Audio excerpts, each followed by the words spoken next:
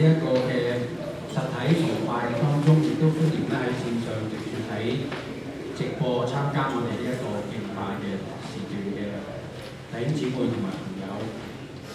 我相信咧今日我哋今朝早我哋能夠平安嘅翻到嚟上帝嘅家裏面去敬拜佢，我哋心裏面實在係好感恩，因為咧喺我哋所居住嘅城市，昨晚咧發生一件非常之不幸嘅交通方面嘅事故。咁當然啦，我哋講交通咧就係講得比較係簡單咗啦。我哋可以話咧係一個故意傷人、殺人嘅事件。咁究竟背後係咩情況咧？咁我哋等警察方面咧嚟到同我哋講解究竟係點樣嘅一個嘅情況。但係我哋住喺溫哥華嘅居民，我哋都會俾昨晚發生嘅事嚟到去影響我哋嘅心情。所以喺我哋今朝早能夠有平安翻到嚟，可以喺呢一個地方去敬拜我哋嘅上帝。呢個實在係上帝嘅恩典，讓我哋更加嘅嚟到感恩，嚟到上帝嘅面前，心裏邊敬拜上帝之餘，亦都我哋喺默默祈禱嘅當中，紀念嗰啲痛失家人嘅嗰啲嘅家庭，佢哋現在喺傷痛之中，有啲係生命面臨一個危殆嘅情況，醫生方面咧。醫院方面咧係喺當中嘅幫助，去挽救呢啲嘅生命。讓我哋喺私底下禱告嘅當中，我哋都去紀念呢一啲喺患難中嘅人。好，讓我哋咧今日專注翻喺呢個時候去敬拜我哋嘅上帝。讓我哋有一刻默禱嘅時間，培養我哋一顆等候上帝嘅心，喺佢面前嚟到敬拜佢。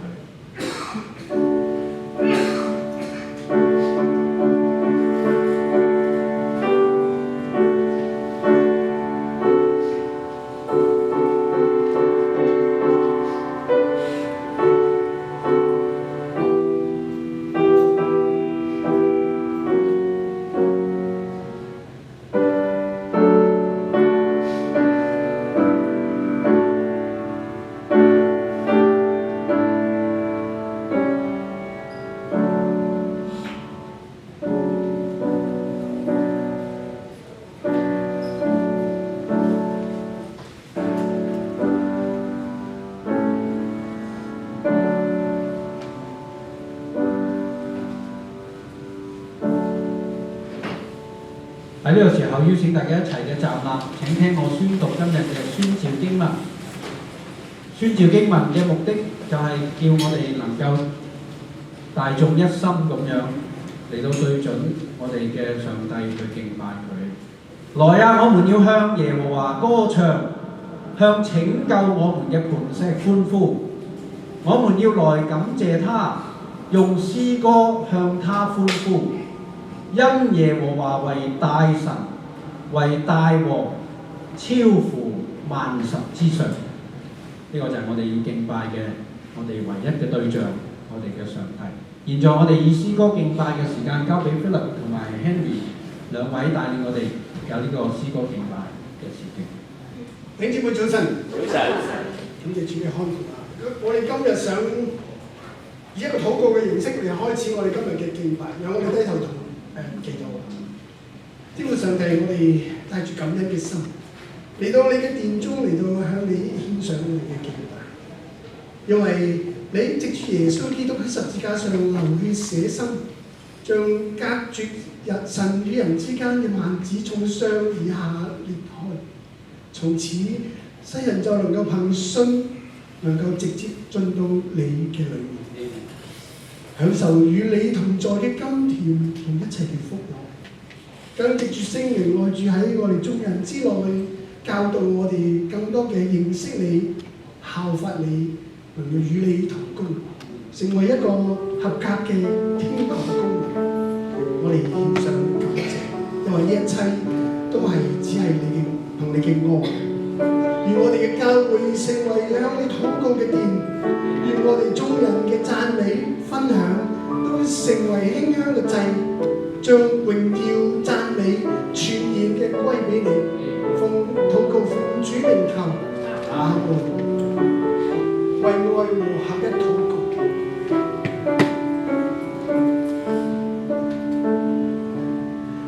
主啊，求你憐悯醫治這地，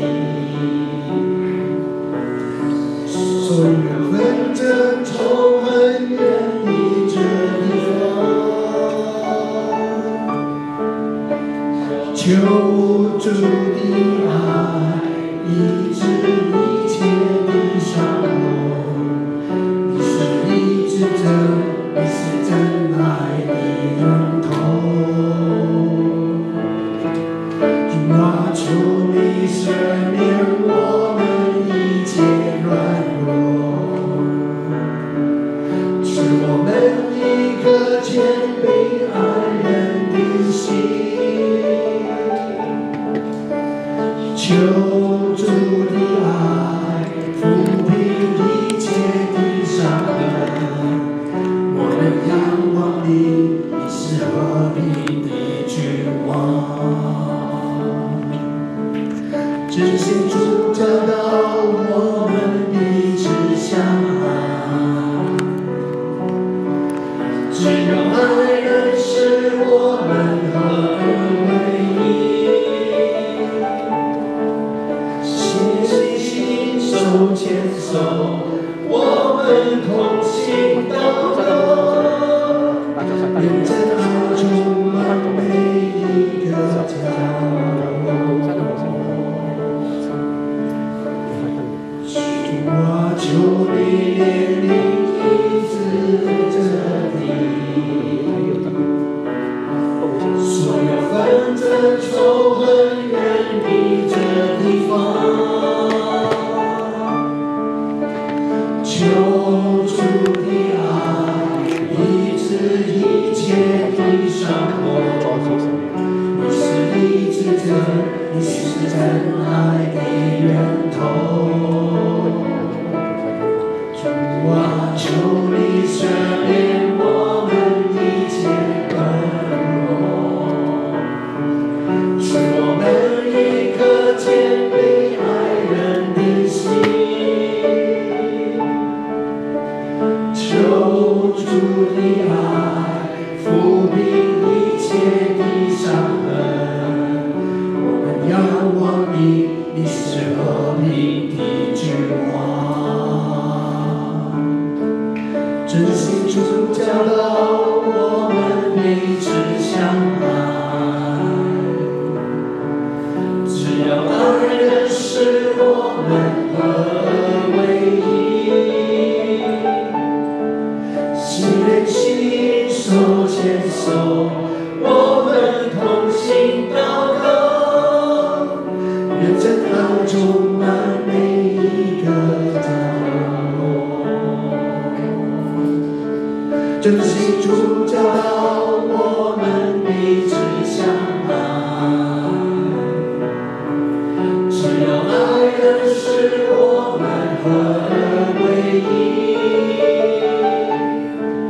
心連心，手牽手，我們同心禱告，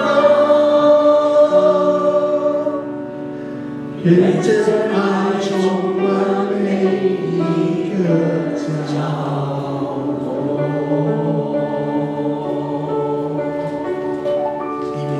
大家請坐。我哋嘅主從來都冇離開過我哋。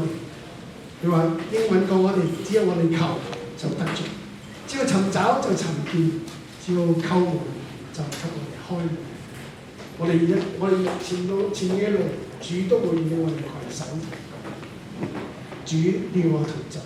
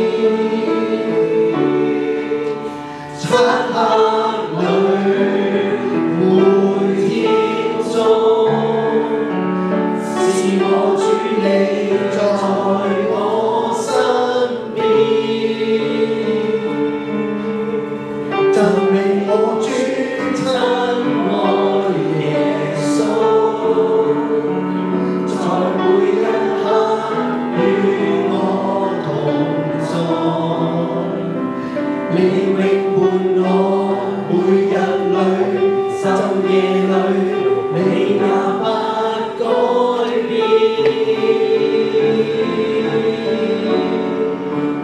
求你的應許再現現，是我的堅固磐石，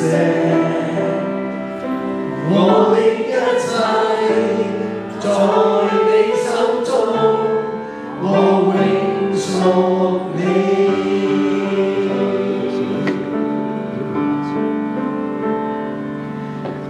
碰到挫折，我靠近你，甚至主無人我經過，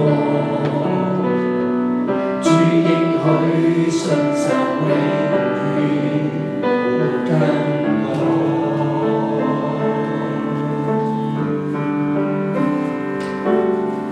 在路裏碰見暴雨風雪，你帶領我無點驚怕，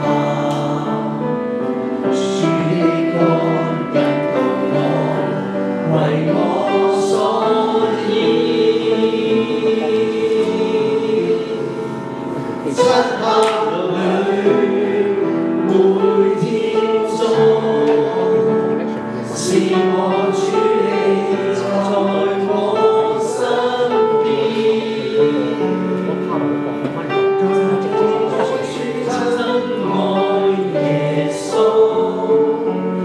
在每一刻與我同在，你永伴我，每日裏晝夜裏，你也不改變。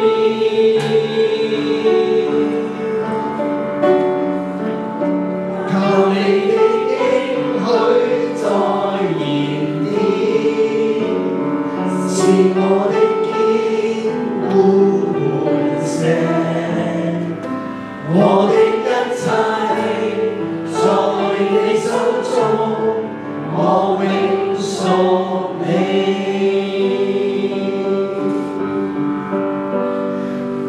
讚美我主親愛耶穌，在每一刻與我同在，你永伴我，每日裏晝夜裏，你也不改變。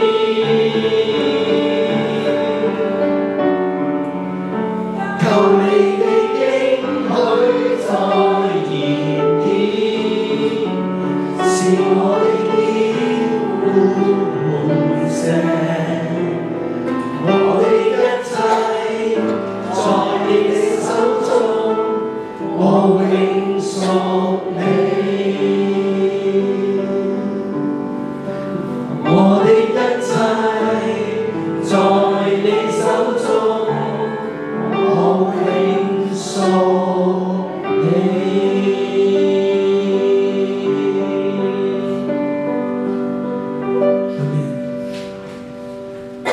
我哋一班成為基督徒，成為天國公民嘅弟兄姊妹，我哋都知道，我哋得咗呢份恩典，全靠神嘅愛，並唔係我哋有乜嘢本事，而我哋都能夠謙卑我哋自己，去請願將我哋主權交過俾神，讓神去親自去帶領管理我哋去行呢條天國嘅路。主，我願盡力。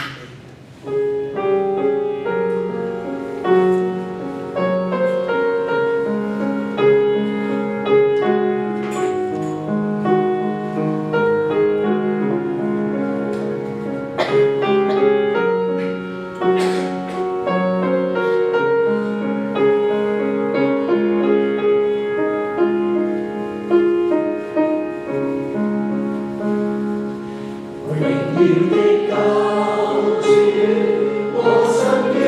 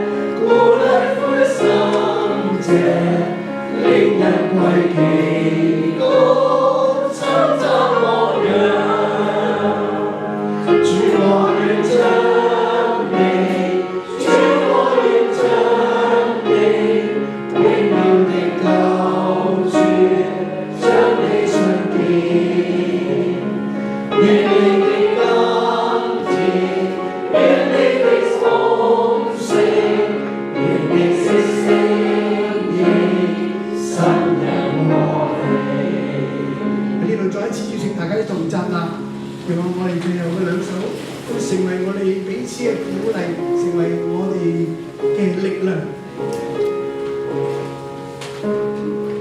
主我願將你獻上呼召人，人來這勇敢聖潔頭上，如父愛擁抱，能擊開信心，令接受痛苦，使人得救。主我願將你，主我願將你，榮耀的救主，將你相見，願你的甘甜，願你的豐盛，願你的聲音深入我靈。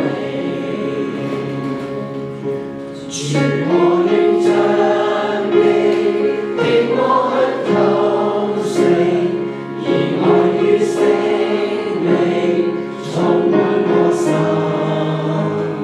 使我作聖潔，合乎你對主，更使我生命配對天父。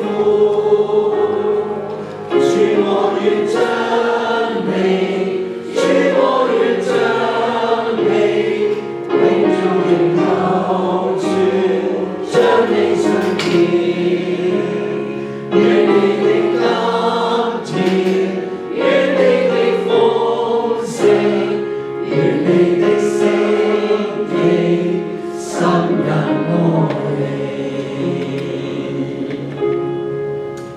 讓我哋咧以禱告繼續喺三一嘅上帝面前嚟到敬拜，我哋同心祈禱。親愛嘅天父上帝，親愛嘅聖子主耶穌基督，親愛嘅聖靈保惠師，三一嘅上帝，榮耀都歸於你嘅身上。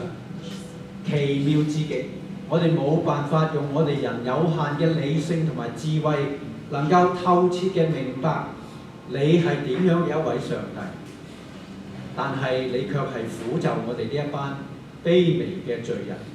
聖子耶穌基督曾經嚟到呢個世界，到成為咗肉身，住喺我哋中間，豐豐富富嘅有恩典同埋有真理。我哋見到佢，就係見到父嘅榮光。主啊，我哋何等嘅感恩！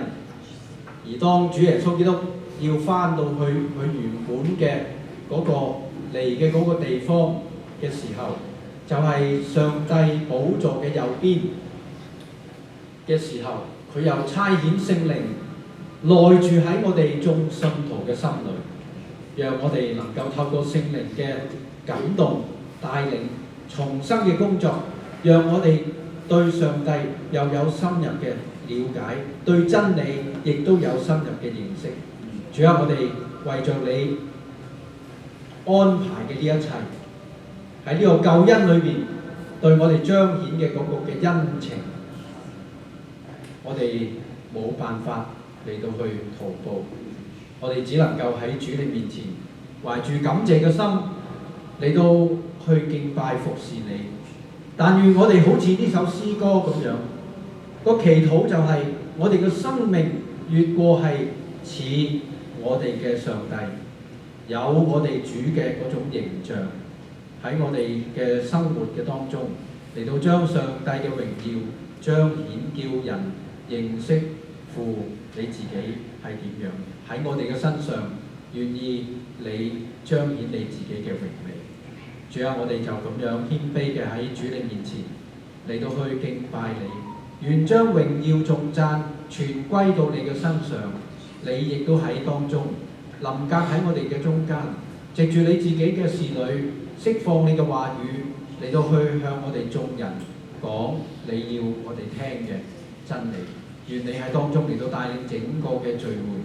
喺呢個時候，我哋亦都再一次將到嗰啲喺琴晚呢一個咁樣交通嘅事故裏面喪失咗親人，而且係受到重傷，現在喺醫院裏面接受呢一個治療嘅呢啲嘅人，呢啲嘅家庭，我哋都交喺恩主嘅手裏面。但願你自己嘅安慰，你嘅恩典臨到呢啲嘅人嘅生命當中，聽我哋嘅祈禱，奉耶穌基督嘅聖名，阿門。各位請坐。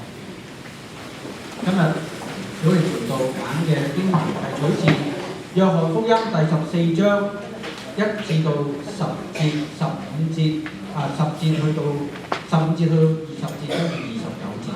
請聽我宣讀。你們心裏不要憂愁，你們信上帝也當信我。在我父嘅家裏有許多嘅住處，若是沒有，我就早已告訴你們了。我去原是為你們預備地方去。我若去為你們預備了地方，就必再來接你們到我那裏去。我在哪裏，叫你們也在哪裏。我往哪裏去，你們知道，那條路你們也知道。多馬對他說：主啊，我們不知道你往哪裏去，怎麼知道那條路呢？耶穌說：我就是道路、真理、生命。若不藉着我，沒有人能到父那裏去。你們若認識我，也就認識我嘅父。從今以後，你們認識他，並且已經看見他。腓力對他說：求主將父顯給我們看，我們就知足了。耶穌對他說：腓力，我與你們同在這麼長久，你還不認識我嗎？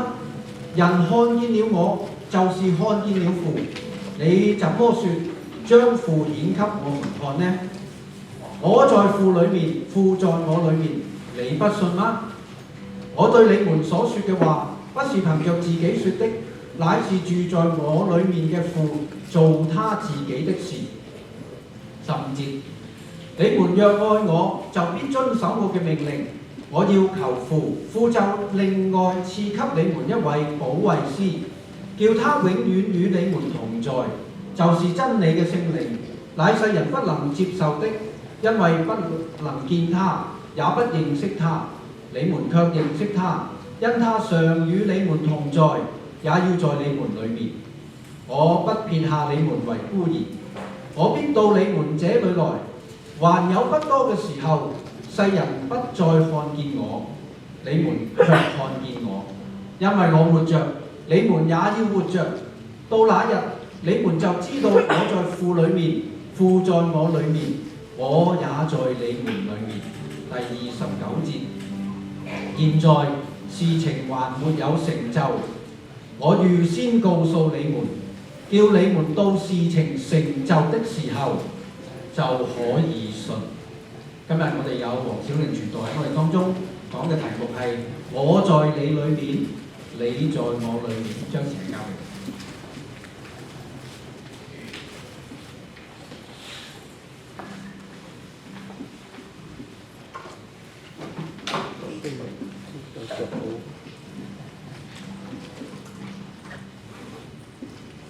testing，喂 ，OK， 好，係啦，哎呀，等我去翻我嘅PowerPoint先。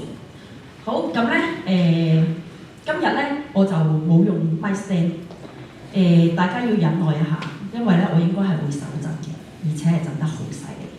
好，咁咧，我咧就想問下大家記唔記得聽日咩日子？投票日。係啦，大選，冇錯，大選啦，咁咧。無論咧你係咪好似我咁咧，即係我都係政治冷感嘅人嚟嘅。咁咧咩卡尼啊，咩博勵治啊，我諗冇人聽唔到佢個名㗎啦。應該大家都知。咁個問題就係佢係有好多票數已經預選咗喎，就係咧就提前咗大選嘅，咪即係應該話提前投票啦。啱啱嗰個復活節，咁有730萬人去咗投票喎。你知唔知我係多咗比起以往個屆咧，我多咗幾多啊？多咗成25%。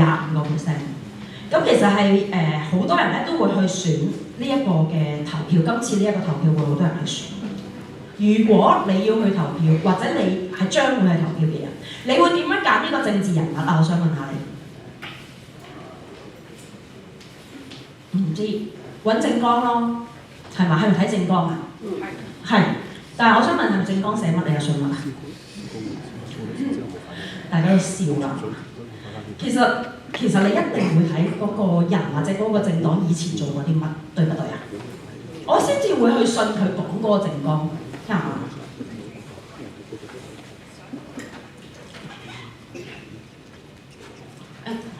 大家終於明白點解我要買 stand， 我唔需要，係好跟住然後咧就係呢一個耶穌基督，佢係一個風雲人物，我諗冇人唔識佢喺以色列嘅歷史裏面，甚至乎係直至到今天今日，佢都係政治裏面嘅風雲人物。耶穌佢用咗一句説話，佢話：你哋要信我啊！就算你唔信我咧，你咧都睇到我裏面嗰個父，同埋咧父喺我裏面，同埋我做嘅嘢。當其時喺耶穌嘅時代，究竟發生緊啲咩事咧？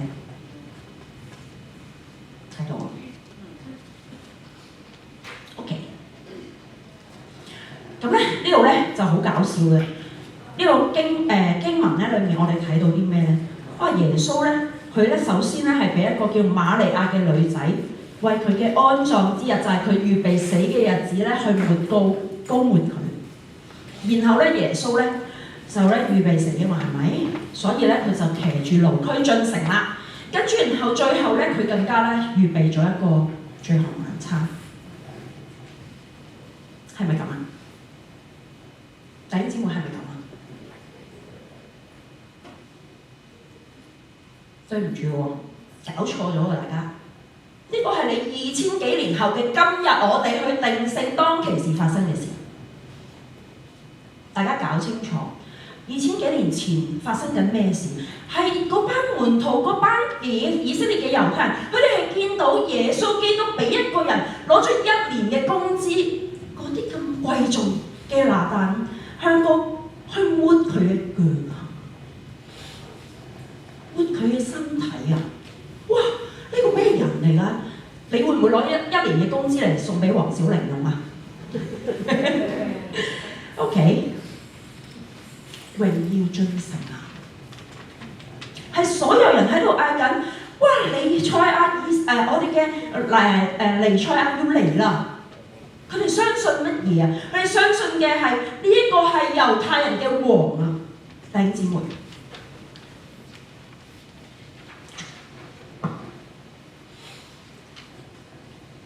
佢講咩啊？佢講和撒啦，呢個就係猶太人嘅王，我哋要稱頌佢。所有嘅人係將佢自己嘅衣服着緊嗰件衫啊掉落地，鋪俾佢行，冇唔地氈啊嘛，咪鋪落去咯。跟住然後咧。逾越節嘅晚餐，對於一班認識摩西、帶領佢哋出紅海、釋放佢哋從被擄被呢個叫咩啊？哎呀死啊！好驚啊！唔知點算，就係被奴役做咗奴隸好多年嘅生命裏面去釋放翻出嚟。佢係期望緊耶穌就係咁樣。喺呢個羅馬政權裏面釋放佢哋啊！甚至乎最後行到去耶穌死嘅時候，佢哋仲喺度諗緊死啦！耶穌死咗啦，就係咁樣完咗咯。你可唔可以想像門徒嘅惶恐不安？嗰陣時佢哋係諗緊嘅係乜嘢咧？佢哋甚至乎驚到一個地步，就係3次唔認耶穌嘅彼得，好似好無稽，都3次唔認主。但係最重點嘅係佢哋所有嘅門徒關上門，就算耶穌行到去佢哋嘅當中已經復活咗，嗰道門都係關上。更加唔好講多馬，多馬點啊？上個禮拜牧師有講過多馬，記唔記得？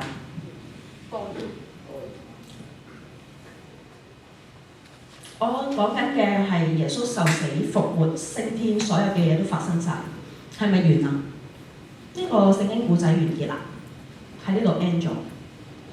我今日要講嘅唔係個故事就咁就完咗，我哋漏咗一個好重要嘅部分，可能我哋好少去睇到佢，係一個門徒三失門徒。3個失嘅門徒，佢哋嘅信心建造工程，就係耶穌基督佢要建立呢班信徒，就係你同埋我嘅信心。去迎接一個新嘅世代，就係耶穌基督嘅救恩時代嘅開始。三位一體嘅神要喺呢啲門徒嘅生命裏面，一個全新，佢哋完全唔能夠理解、唔能夠明白嘅關係。但係佢哋將要明白，就好似我哋今日要明白嘅。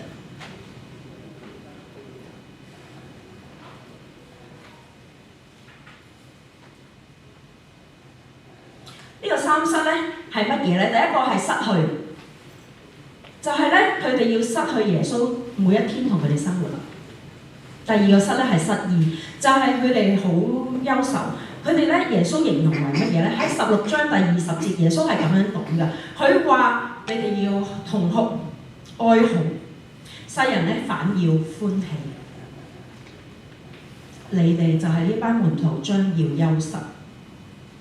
耶穌佢知道呢班人將要失意，我用失意其實都可能唔太最準確，甚至乎係失喪喺嗰一刻。而第三個失咧就係失腳。我諗大家都唔難記得，就係彼得3次唔認主，仲有出賣佢嘅猶大，同埋頭先提過嘅多馬。猶大去嗰彼得佢究竟講過咩咧？佢話：我願意為耶穌你啊，去寫我嘅名。呢句係佢喺約翰福音第13章37至38節講，即係話咩啊？即係話佢願意為神死。但係我諗大家都記得嗰隻雞我，有聽過個雞嘅故事嘛？就係、當雞叫準時響起嘅時候，3次唔認主。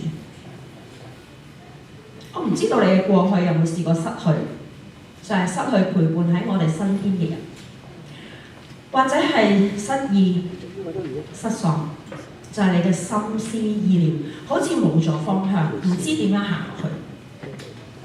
最後係失腳，因為冇咗指引，做錯事跌倒，換嚟嘅係後悔同埋流感。如果我邀請你去思想，呢一刻你會想起邊一個人，或者邊一段親密嘅關係嘅佢呢？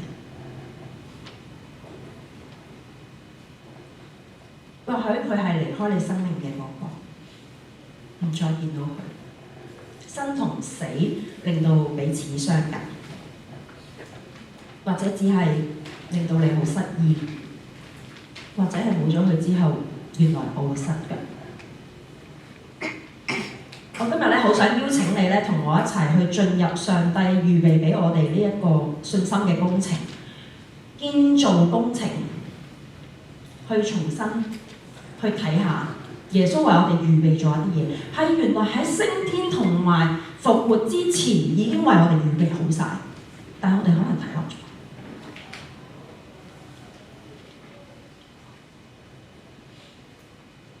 好，咁咧我咧會因為阿牧師提醒我，就咧唔好邀請大家讀啦，咁咧我就會去讀啦。咁咧但係大家原諒啦，我會可能讀到啦啦咳咳嘅，我希望順利啲嚇。好 ，OK， 你們心裏不要憂愁。我們信神，也當信我，就係耶穌基督。在我父嘅家裏面有許多住處，若是沒有，我就早已經告訴你們了。我去，原是為你們預備地方去。我若去為你們預備了地方，就必再來接你們到我那裏去。我在那裏，叫你們也在那裏。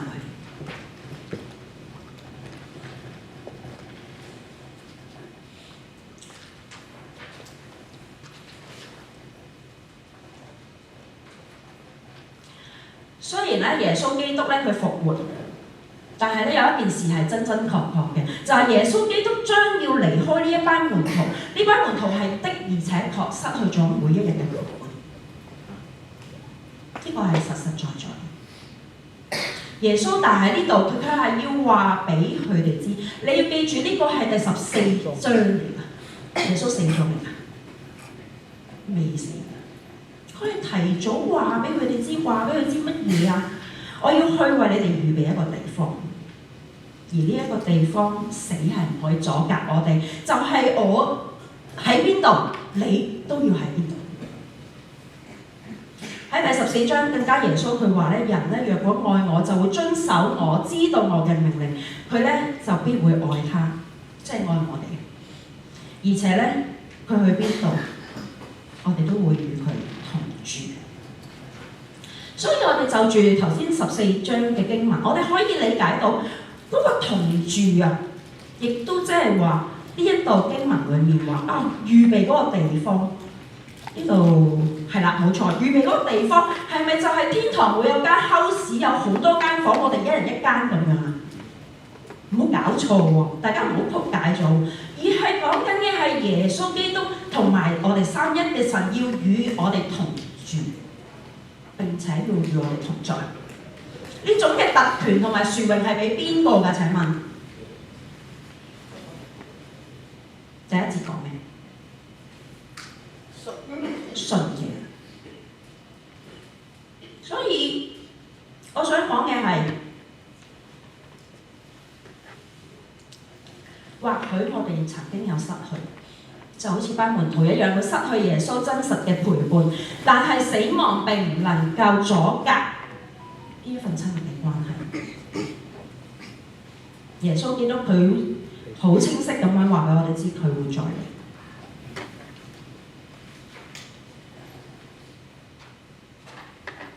我哋繼續去第4至5節。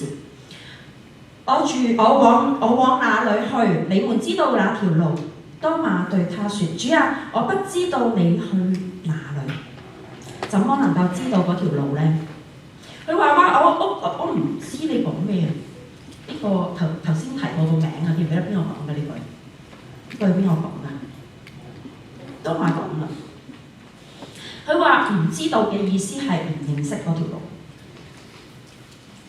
佢唔認識一條咩嘅路啊？就係十字架，就係嗰一條能夠令到我哋重回父神嗰條路。佢未認識耶穌基督，就係嗰一條路。你揸車應該識路㗎，係唔識路嗰陣時，你會揾一樣嘢要係啦 GPS。原來嗰條路係耶穌 GPS 耶穌。佢更勁，佢點解更勁呢？就係佢係嗰一個目的地，係目的地嘅途徑。你去邊啊？佢就係嗰一條你要去嗰條路嘅途徑。更加咧，佢係門徒唔能夠冇咗嘅，因為咧，如果冇咗耶穌，亦都即係話你唔認識耶穌嘅話，你可唔可以得到父神？你可唔可以認識到父神？你可唔可以見到嗰一個終點啊？No， 唔得啊！只有耶穌。第6節，耶穌對佢話：好熟哦，不如你哋一齊熟到難㗎啦，應該係嘛？我哋一齊讀淨係第6節同埋1、2、3。道路、真理、生命，若不藉着我，沒有人能到父那裏。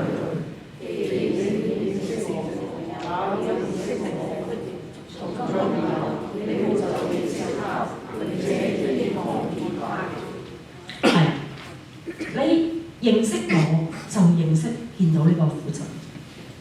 佢話咧，道路係乜嘢啊？就係達到去嗰個神聖嘅父神嗰度，只有藉住耶穌呢個途徑。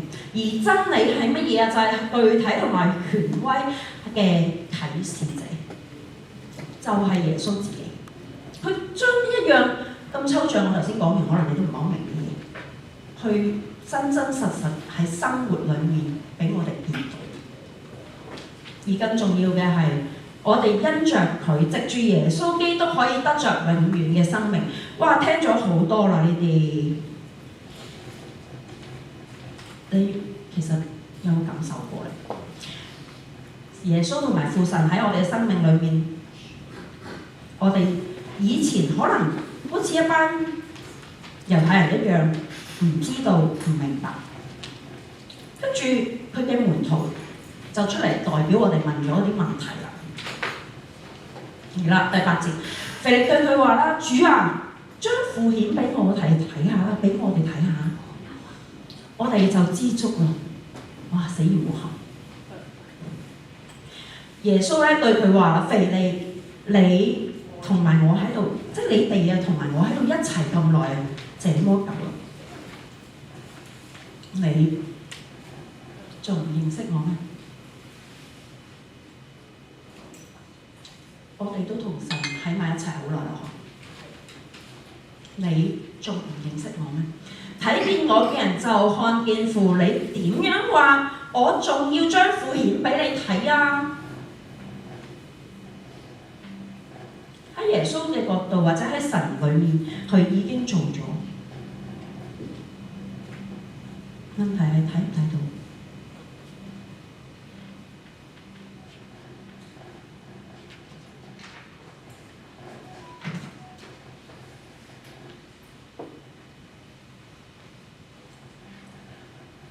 呢個父就係我哋去父神同埋耶穌基督，佢已經聯合埋一齊，就係我哋拯救計劃裏面，耶穌成為救贖主，將我哋去救贖出嚟。呢一班猶太人甚至乎腓力係佢嘅門徒，佢都唔明嘅係咩咧？其實簡單啲講，佢咪就當佢係先知咯，係嘛？當佢係老師咯。所以佢話乜嘢？你顯俾我睇下嗰個神啦，啱唔啱？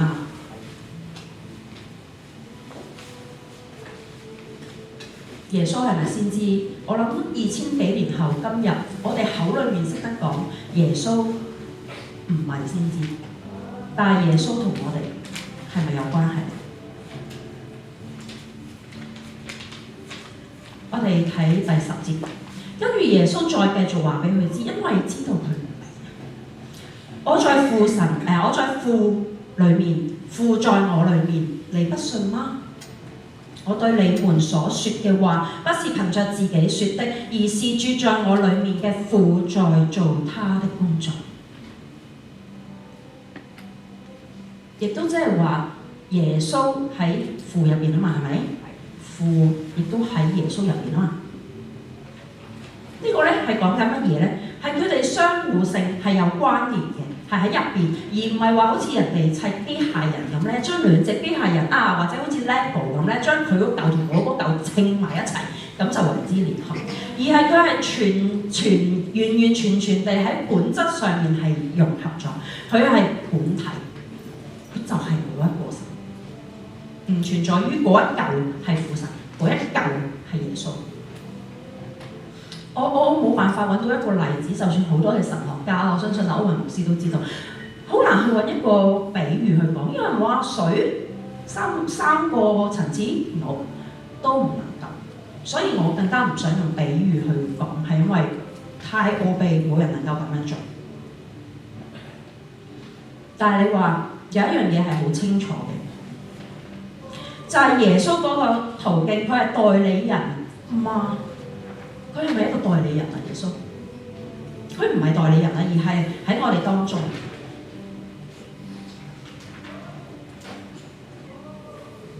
佢做嘅嘢就係神做嘅嘢。所以當我哋去睇緊，哇！耶穌基督要走啦，佢被死亡阻隔嘛？冇，呢個親密關係冇斷到。耶穌將要再嚟。而且耶穌係同父神聯繫，聖父聖子將要連埋聖靈，同我哋所有嘅門徒、所有信佢嘅人喺埋一齊。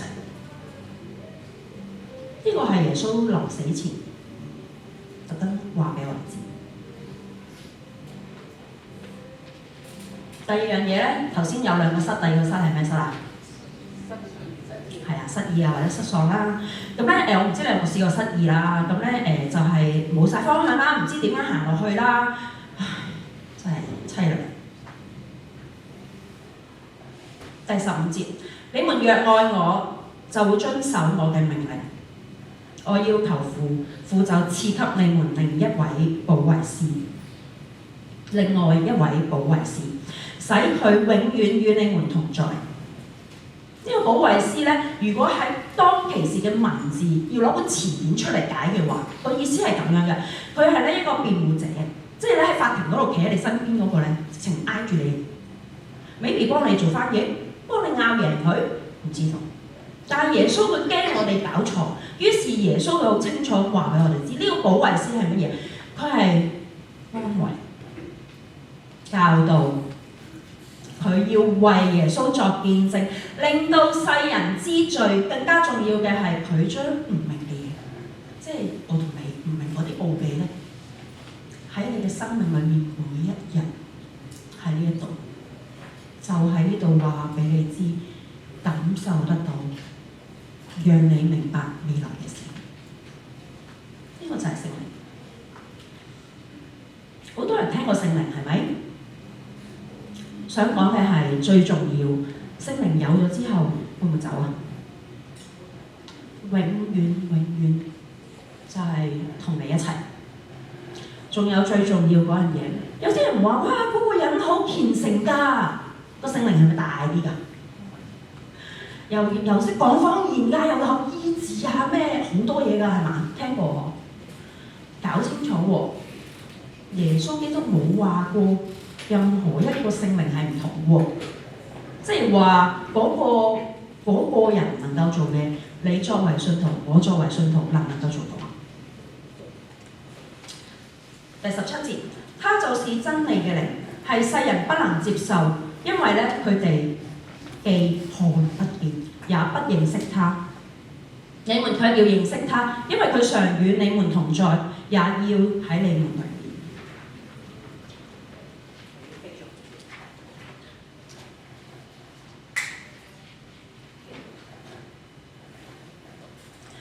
世人咧係唔接受佢嘅，睇唔到，所以咧更加唔認識聖靈。但係佢卻係要將一個新時代，耶穌就係要話俾你知，話俾我知，去預告俾我哋聽。佢將要同我哋有一個新嘅連結啊！呢個連結唔係好似以前咁樣，哇要肉體存在，我同你喺度。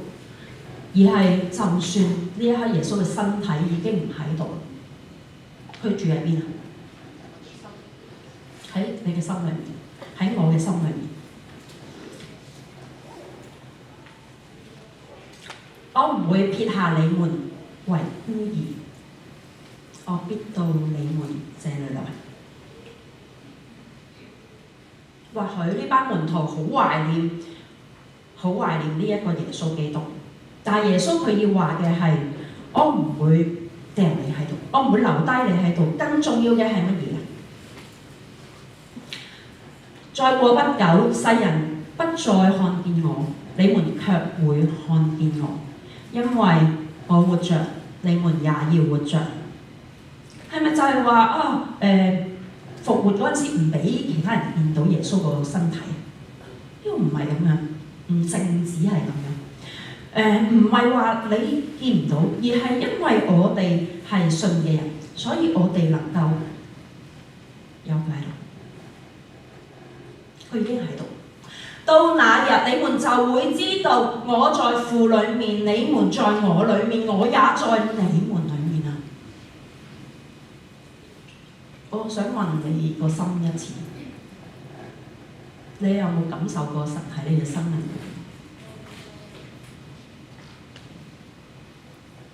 可能你話我感受唔到，但係我要宣佈呢個係耶穌基督講嘅，亦都係真真實實喺我哋嘅生命裏面發生緊，佢喺度。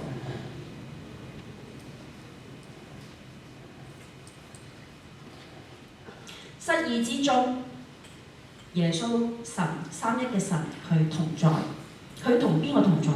同我同你永遠都唔會分開嘅同在，唔單止好悲觀或者好負面咁樣話，我唔掉低你，而係升華去到一個地步，就係我同你一齊。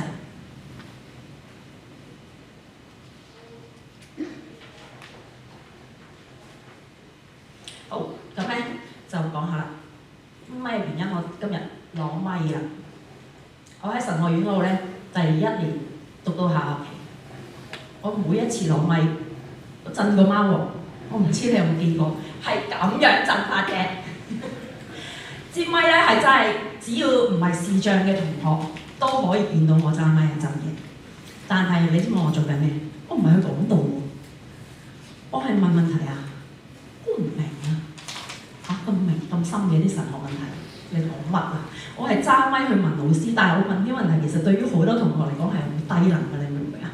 即係其實我唔明嘅嘢係好低層次啊，可以咁樣形容。我手震到把震，我講嘢嘅時候係喊嘅聲嚟，我唔識扮依家。你可唔可以話俾我知？即係類似咁樣啦，係真嘅。所以咧，我講到有個特色咧，就係攞稿架啦。第一，你見到我揭嚟揭去好鬼論盡啦。第二個重點係，我唔想俾人睇到我手震，我唔想俾人知我嘅失意，我嘅一切唔想俾人知道。但係耶穌喺度。第三個失腳，失腳咧就唔係冇咗條腳啊！大家應該中文都幾好嘅，明㗎？失腳嘅意思咧係冇咗指引啦，於是做錯事，所以咧換嚟嘅咧可能係後悔啦、內疚啦，甚至乎自己鬧自己。但係咧，耶穌基督佢就係用咗呢個信心重建計劃唔係建造計劃，唔係重建係建造，係點樣咧？佢話：現在事情還沒有發生，我預先告訴你們，使你們在事情發生嘅時候會信。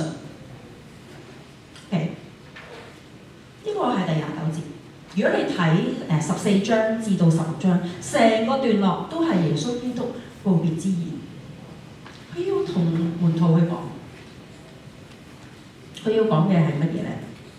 就係、當門徒佢覺得好錯愕，五雷轟頂，點解耶穌會被捕㗎？佢唔係做王咩？佢唔係釋放我哋咩？佢唔係拯救我哋咩？3次唔認主，甚至乎出賣耶穌，甚至乎好似多馬。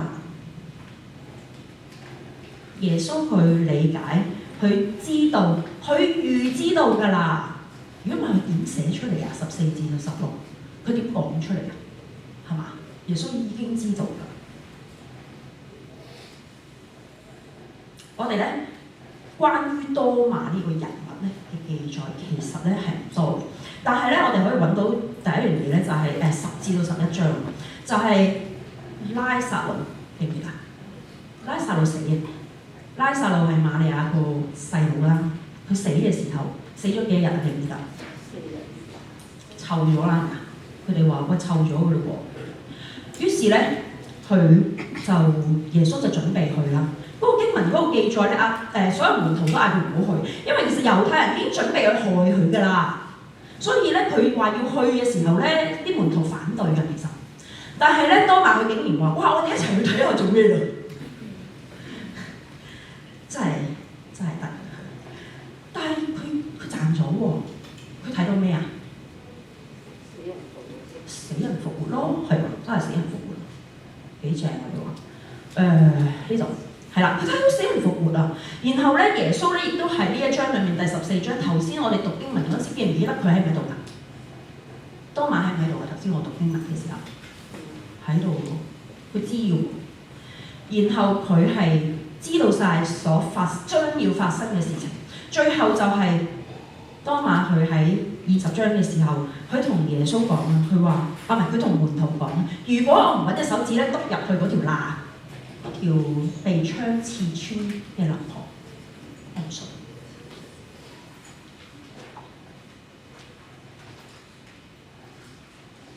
耶穌預告咗㗎啦。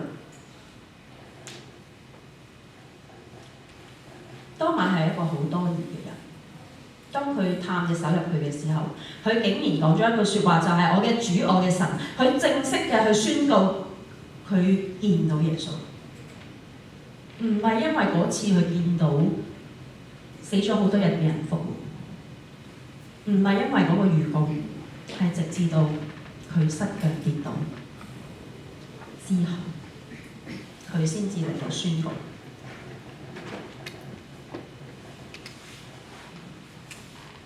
你哋心裏不要憂愁。第一節就已經喺呢個宣告裏面講咗一樣嘢，就係不要憂愁。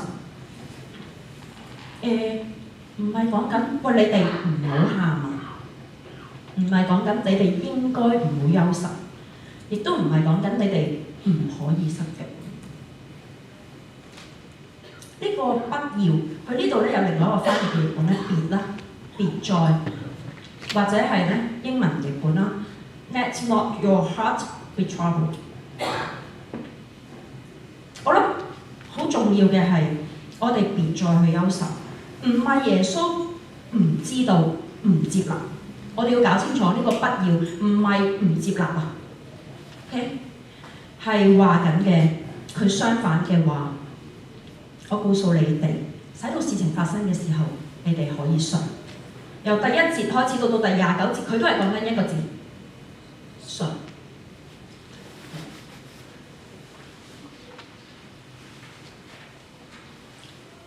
故事行，就好似當馬經歷咗一個信心建造工程一樣，行到最後，佢終於宣告話：你係我嘅主，我嘅神啊！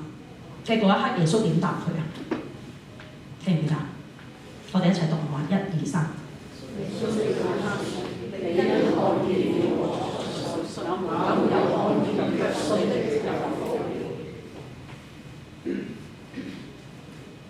係啊，我哋係有福㗎。我唔知道你生命裡面有冇見過耶穌咧？你有冇見過耶穌嘅身體啊？冇篤過入去咯，你有冇見過佢復活啊？冇看見卻信嘅人，就係你同我，都係有福。唔係因為我哋唔會失腳，係因為我哋失腳之後，我哋認信。三位一體嘅神喺我哋嘅生命當中與我哋同在，更重要嘅係佢一次，無論你認唔認同，佢都扶緊我哋。只係我哋唔識得去睇見，我哋係一個有福嘅人。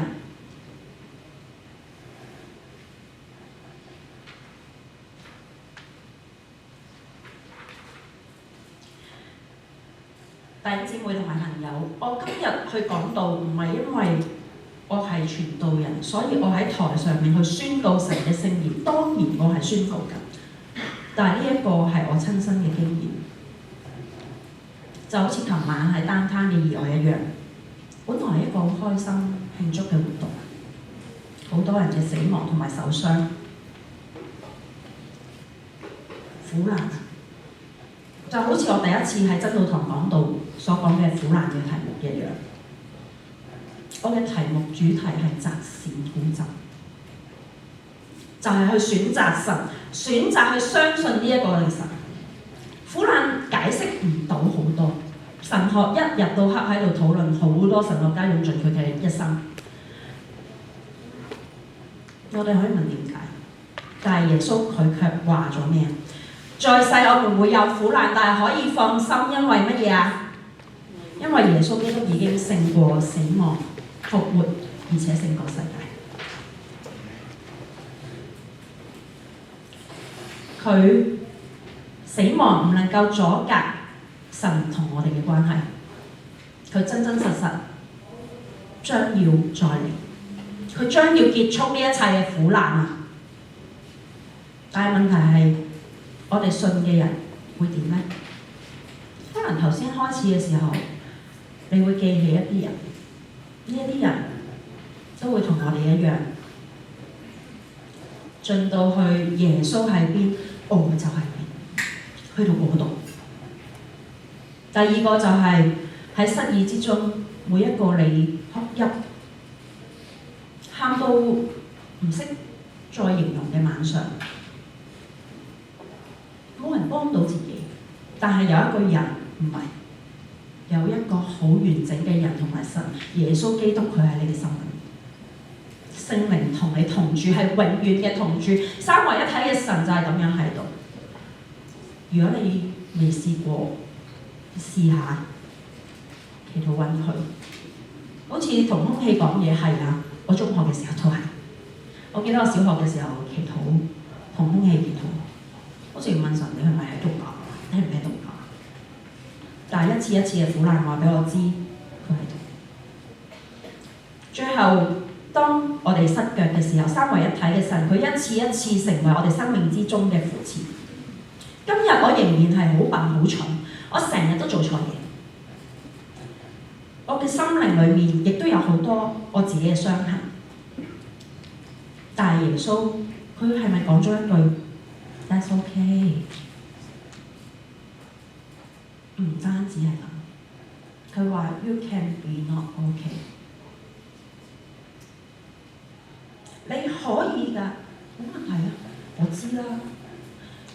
好似頭先所講嘅，耶穌講完晒之後，嗰啲人又係三次認主，係啊，我哋都會跌㗎，真係跌㗎。但係你要記住，耶穌基督嘅血，佢嘅救贖祭已經成全咗啦。今日我哋可以好大聲嘅宣告，復活基督嘅大能喺我哋嘅生命裏面。佢會一次一次一次咁樣扶正我哋。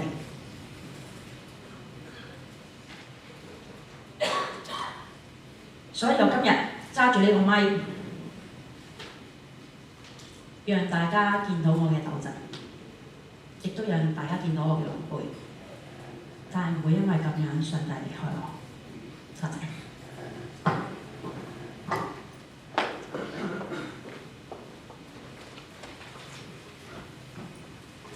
多謝小玲傳道俾我哋嘅信息嚇，震有好多種嘅，有啲震咧睇到嘅，有啲震你睇唔到。咁咧就我哋廣東話有句歇後語叫做行羅湖橋啊，大家知唔知？歇後語係咩？行羅湖橋嘅歇後語就係由心震出嚟嘅。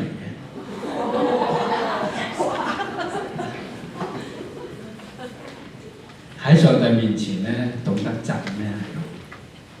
我最怕咧就係我哋唔識得敬畏主。講道講得好，講得唔好，呢一個係次要。有冇信息係最緊要。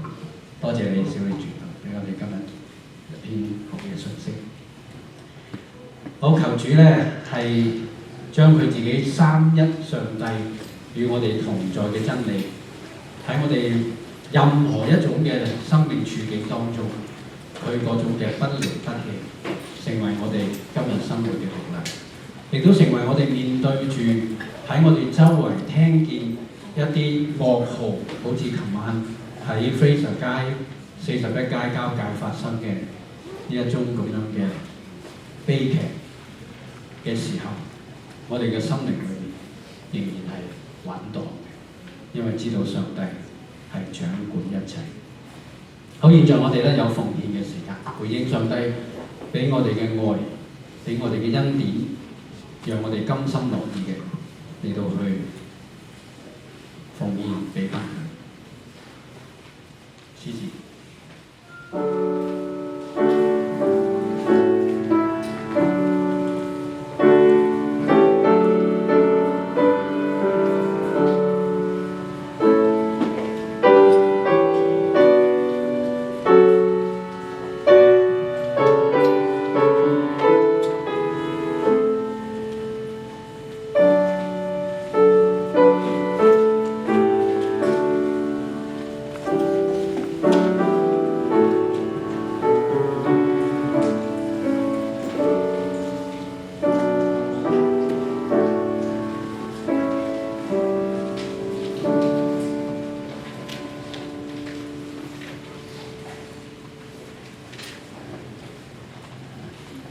邀請大家一齊站立，我哋為奉獻同埋奉獻者嚟到禱告。三一嘅上帝，多謝你今日你俾我哋嘅信息，喺當中提醒我哋縱然有所失，但係喺基督耶穌裏，我哋永遠都係被得着，又係能夠喺當中有得着。所以主，我哋為此嚟到感謝你，亦都因為咁樣，我哋嘅信心憑住信心，用甘心樂意嘅態度獻上金錢。喺呢個經濟環境動盪嘅時候，我哋仍然憑信心嘅嚟到擺上，盼望呢一切擺上嘅係上帝你自己睇見係你喜悅嘅擺上，你喜悅你悅納嘅奉獻。因為當你悅納嘅時候，當你喜悅嘅時候，呢一點點嘅金錢就會能夠發揮巨大嘅力量。我哋喺聖經裏面睇見好多咁樣嘅例子，所以主我哋俾上去嘅不足，我哋俾上去嘅係有欠缺，但係當我哋用正確嘅心態嚟到獻上嘅金錢，被上帝祝福嘅時候，佢就成為我哋自己嘅祝福，又成為別人嘅祝福。為此嚟到感恩，求主你叫我哋喺咁樣奉獻嘅呢種操練裏面，我哋能夠更經歷到上帝你喺我哋身上，喺別人嘅身上，喺你自己國度嘅擴展上面，能夠嗰份嘅恩典，讓我哋睇得一清二楚。多謝你聽我哋感謝祈禱，奉耶穌基督嘅聖名，阿門。我哋一齊唱三一頌嚟到結束今日呢一個嘅崇拜。將榮耀頌讚歸翻俾三一嘅上帝，我哋同心嘅唱。讚美一生萬福之源，天下生命都當中現，天上萬軍也讚主名，同心讚美父子聖靈。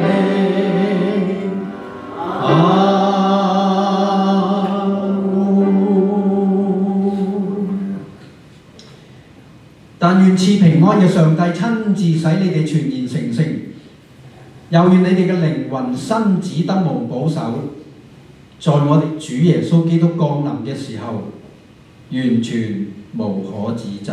我哋同心講，阿門。各位請坐。有啲嘅會務報告下，如果我哋當中有第一次喺我哋當中崇拜嘅朋友呢，我歡迎你哋。有冇啊？今日我收唔到紙咧，咁應該冇嘅。咁咧就，但係咧如果有我哋 miss 咗你咧，我哋都係當中歡迎。如果喺線上面有第一次睇我哋視頻嘅朋友，或者係其他教會弟兄姊妹咧，都喺度歡迎你哋嚇。咁咧有冇啲係翻嚟探我哋嘅弟兄姊妹㗎？有冇啊？冇咧，咁我哋睇一啲家事嘅報告咧。咁提醒大家咧，嚟緊嘅6月份有教會嘅活動啦，呢一個嘅全教會戶外活動，8月29到31有呢一個嘅夏令研經日營。咁呢個咧將會係成為取替我哋以往每年一度嘅夏令會過夜嗰啲夏令會嘅一個新嘅聚會嘅模式。咁咧我哋執事會咧經過商討咧就係覺得咧時代咧喺大疫情之後咧已經係改變咗啦，咁咧就弟兄姊妹咧可能未必咁enjoy 去一啲過夜嘅營會，咁所以咧我哋就決定咧係會將呢一個嘅過夜嘅部分拎走，就用入營嘅方式。咁我哋集中咧都係以上帝嘅話語去研讀上帝嘅話語為主導，咁樣嚟到去舉辦舉辦呢啲嘅營會。咁所以咧嚟緊咧我哋會喺中信呢一度咧有呢一個日營舉行㗎。咁咧遲啲開始報名嘅時候咧，希望弟兄姊妹咧你哋都能夠係踴躍嘅報名。咁咧多謝李兆光牧師咧，佢願意喺當中唔接受嗰個唔需要我哋俾講員費嘅情況下咧，同我哋講5堂關於呢一個嘅帖撒羅尼迦前書裡面嘅5堂嘅信息，都係咧講到堅心靠主，靜候黎明呢一個好合時嘅信息。咁咧我哋嘅同工Pastor Isaiah 咧，佢咧將會咧喺10月5號就有按立典禮，咁同樣咧喺崇拜當中咧嚟到舉行㗎。咁大家咧係記住呢啲嘅日子。我哋嘅更改咗嘅 update 咗嘅嗰個預算，咁如果你想要一份咧，同我哋嘅師傅咧嚟到去接洽，佢會咧俾一份你update 咗嘅。咁如果你想參與教會嘅奉獻而且咧攞一個徵信號碼咧，亦都係揾我哋嘅菲立弟兄師傅，咁咧佢會咧幫助你有一個嘅徵信嘅號碼。如果有細路哥想參加Awana嘅，亦都係接受報名嘅。咁咧但係咧就要快咯喎。如果有啲朋友要報名，因為咧嚟緊咧6月份咧就已經係呢一個嘅年度嘅結束㗎啦，好快脆啊！咁但係仲有好幾次嘅聚會嘅，都可以繼續嘅參加。咁咧好多謝 Peter 咧幫我哋咧就加插咗呢一個嘅報告，咁咧就係第53屆大溫哥華研經培靈會，咁咧喺5月1號到4號，週四到主日就會喺呢一個嘅大溫哥華嘅聖道堂，即係一貫佢哋舉辦呢個聚會嘅地點。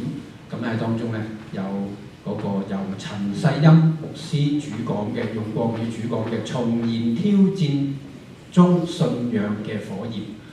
咁咧，我哋信仰面對挑戰呢個係不爭嘅事實啦。咁點樣能夠喺呢一個咁樣嘅具挑戰性嘅時代裏面，我哋咧能夠咧重燃我哋信心嘅火焰咧？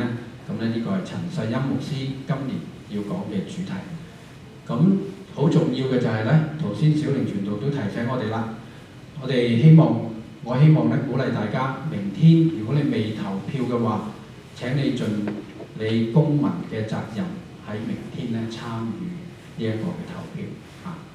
如果你係公民啊，咁咧你有資格去投票嘅，請你咧係喺呢一個我可以話係加拿大有史以嚟最影響深遠嘅一次嘅投票啊！請你哋咧去參與。咁我喺呢度咧唔能夠咧叫你去投邊個，因為咧我哋係教會。我哋唔應該咁樣，教會唔應該喺講台上面咧叫你投邊個，但係我只能夠鼓勵你出去投票，投邊個你哋自己心中有數。好，今日嘅崇拜到此結束，但願你在主裏邊，主在你裏面，能夠活現喺你同人嘅生命當中。再見。